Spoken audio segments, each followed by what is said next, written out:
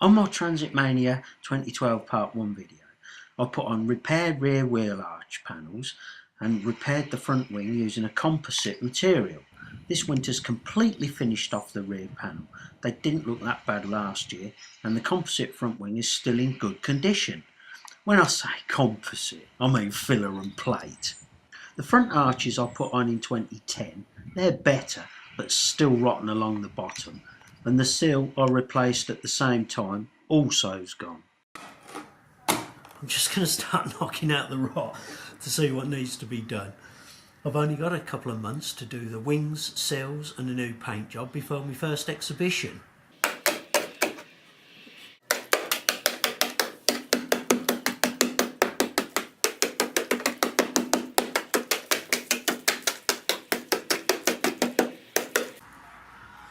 I've definitely got my work cut out. I've now finished cutting all the rot out and made all the new replacement parts. I've just finished tacking on the new sill. As normal, it's twice as much as what you think there is. All I've got to do now is fully weld it.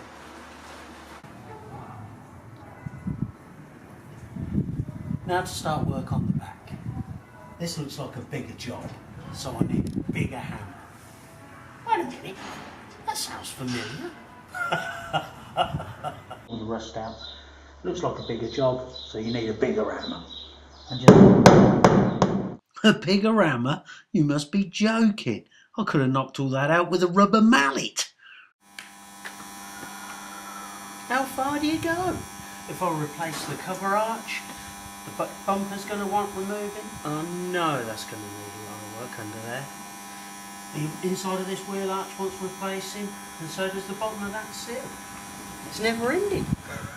The big hammer did come in handy in the end, because I smashed the old cover arch off. When my leaf spring broke, I gave it to my bladesmith friend Carl, and he made me this knife. That reminds me, I must put some rust inhibitor on that chassis before it gets too bad. Anyway, I thought that's a good idea, so when my water pump went, I made this pig's head out of it.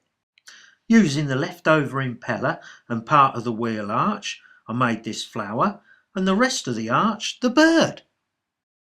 I'm going to give these as presents to people who keep telling me to get rid of that old van. Okay, the new wheel arch is fitted, holes repaired and filled, and a quick coat of blue before starting the new design. This year it's going to be George and the Dragon. I like to celebrate St George's Day every year, but last year I dismantled the dragon float. So I thought it would be a good idea to paint all the colour schemes and themes from the previous years on the van. This means I can still take part in St George's Day without having a dragon.